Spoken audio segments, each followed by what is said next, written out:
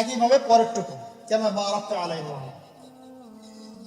তো নবী সাল্লাল্লাহু আলাইহি ওয়াসাল্লামের সাথে ইব্রাহিম আলাইহিস সালামের নাম জুড়ে দেওয়া হলো কেন? একটা প্রশ্ন।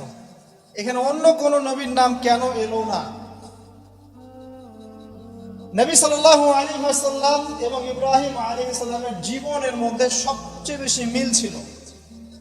অন্য নবীদের চাইতে ইব্রাহিম আলাইহিস সালামের সাথে তার জীবনের সবচেয়ে বেশি মিল ছিল।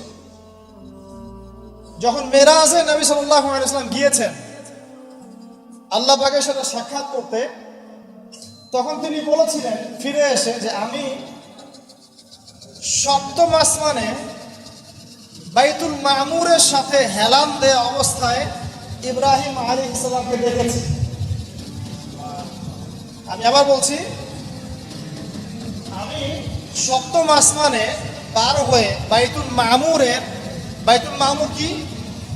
ফেরেশতাদের তাওয়াফ করার জায়গা, কাবা ঘরের সোজা উপরে। তো এই বাইতুল মামুরে ইব্রাহিম আলাইহিস সালামকে হেলান দিয়ে বসে থাকতে দেখেছি, এবং আমি দেখেছি আমার চেহারা এবং তার চেহারা সম্পূর্ণ এক। আমাদের নবী মুহাম্মদ সাল্লাল্লাহু আলাইহি ওয়াসাল্লাম এবং আমাদের নবীগণের পিতা আবুল আম্বিয়া ওয়াল মুরসালিন ইব্রাহিম আলাইহিস সালাম, তাদের দুইজনের চেহারা ছিল একই রকম। চেহারা একই রকম, একটা রূপক অর্থ হতে পারে, সেটা হলো তাদের জীবনের প্রতিটা ক্ষেত্রেই মিল আছে। একটু আমি সংক্ষিপ্ত আগে দেখাবো আপনাকে। ইব্রাহিম আলাইহিস সালাম জন্মগ্রহণ করেছেন ব্যাবিলন শহরে। ব্যাবিলন সভ্যতার নাম শুনেছিলেন? আজকে থেকে 2500 বছর আগের সভ্যতা। এবং এখন আমরা সভ্যতা নিয়ে অনেক বড়াই করে থাকি, কিন্তু অনেক বড় বড় উঁচু উঁচু সভ্যতা পৃথিবী থেকে বিদায় নিয়ে চলে গেছে, আমরা ওদের নামও জানি না। আদ জাতির নাম শুনেছেন? ইরম, সামুদ, এগুলোর নাম শুনেছেন?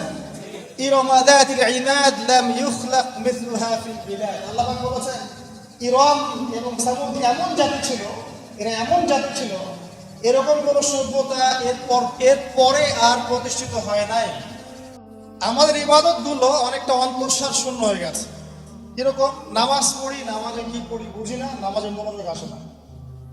দীর্ঘদিন নামাজ পড়ছি, চোখ দিয়ে কখনো পানি বের হচ্ছে না। রোজা রাখছি, রোজার আধ্যাত্মিকত্ব কি বুঝতে পারছি না। হজ করছি, হজের মূল চেতনা কি বুঝতে পারছি না। উমরা করছি, এর চেতনা কি বুঝতে পারছি না। হজ বলেন, উমরা বলেন, কুরবানি বলেন, সাফা মারওয়া সাই বলেন, শয়তানকে পাথর নিক্ষেপ বলেন, মাকাম ইব্রাহিমের সালাত বলেন, জমজম কূপ বলেন, আরাফার মাঠ বলেন, এই পুরো বিষয়গুলো, এবং ইয়াউমুন নাহার মানে পশু যে কুরবানি করলাম আমরা, ঈদুল আজহা পালন করলাম, এই পুরো বিষয়গুলোর সাথে একটা পরিবারের স্মৃতি জড়িত আছে। একটা পরিবার, তার নাম নবী ইব্রাহিম আলাইহিস সালাম। একটু আগে আমরা দরুদ পড়েছি, আল্লাহুম্মা সাল্লি আলা মুহাম্মাদ, হে আল্লাহ মুহাম্মদ সাল্লাল্লাহু আলাইহি ওয়াসাল্লামের প্রতি আপনি শান্তি বর্ষণ করুন। ওয়া আলা আলি মুহাম্মদ, মুহাম্মদ সাল্লাল্লাহু আলাইহি ওয়াসাল্লামের পরিবারের উপরেও কামা সাল্লাইতা আলা ইব্রাহিম, ঠিক যেমনি আপনি শান্তি বর্ষণ করেছিলেন ইব্রাহিম আলাইহিস সালামের উপরেও এবং তার পরিবার বর্গের উপরেও।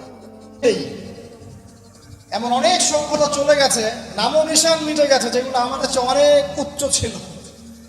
আসেন, ব্যাবিলনের সেই সভ্যতার মূল জিনিস ছিল শিরক, মূর্তি পূজা, এবং মূর্তি পূজক শাসক, তার নাম কি ছিল? নমরুদ। কি নাম ছিল? নমরুদ। খুব শর্ট করে শেখাচ্ছি ভাই, সময় নিয়ে বলেন। এবং এই নমরুদের যে প্রধান পুরোহিত, তার নাম ছিল আজার। কি নাম? আজার। এবং এই আজার এর ছেলে হচ্ছে ইব্রাহিম আলাইহিস সালাম। আল্লাহ পাক সবচেয়ে বড় পুরোহিতের ঘরে জন্ম দিয়েছেন, সবচেয়ে বড় তাওহীদপন্থীকে।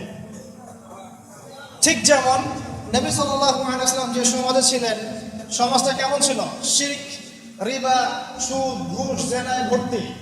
আল্লাহ পাক ওই কুরাইশদের মধ্যেই জন্ম দিয়েছেন কাকে? মুহাম্মদ সাল্লাল্লাহু আলাইহি ওয়াসাল্লাম। দেখেন চেহারা মিল পাচ্ছেন, জীবনের মিল।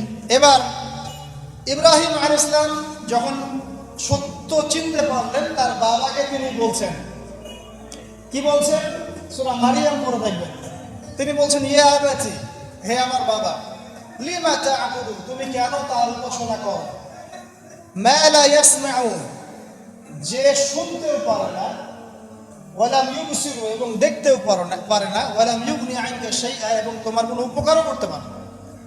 ইব্রাহিম তার পিতাকে বলছেন, আজারকে, তুমি কেন এমন এক সত্তার উপাসনা করো যে না দেখে, না শুনে, না তোমার কোনো ক্ষতি করতে পারে, না উপকার করতে পারে। সেম দাওয়াত দিয়েছেন নবী সাল্লাল্লাহু আলাইহি ওয়াসাল্লাম তার চাচাদেরকে, কুরাইশদেরকে। তিনি এই পাহাড়ের উপর দাঁড়িয়ে বলছেন, হে কুরাইশ, নবী সাল্লাল্লাহু আলাইহি ওয়াসাল্লাম, তোমাদেরকে আমি যদি বলি এই পাহাড়ের পিছনে শত্রু দল আছে, তোমাদেরকে আক্রমণ করবে, তোমরা কি বিশ্বাস করবে? কুরাইশরা বলছে, অবশ্যই বিশ্বাস করবো, কারণ তুমি হচ্ছে আল আমিন, তোমাকে কখনো মিথ্যাবাদী পাই নাই। নবীজি বললেন, কুলু লা ইলাহা ইল্লাল্লাহ তুফলিহু, তোমরা খালি বলো যে আল্লাহ ছাড়া কোনো ইলাহ নাই, সফল হবে। সেম দাওয়াত না? পরিণতিও সেম। ইব্রাহিমের পিতা আজার তাকে বলছেন, লাইল্লাম তানতাহি লাআরজুমান্নাকা রাহজাম মালিয়া, ইব্রাহিম তুমি যদি আমার উপাস্যগুলো থেকে মুখ ফিরাও তাহলে আমি তোমাকে রজম করবো, পাথর নিক্ষেপ করে এখান থেকে বের করে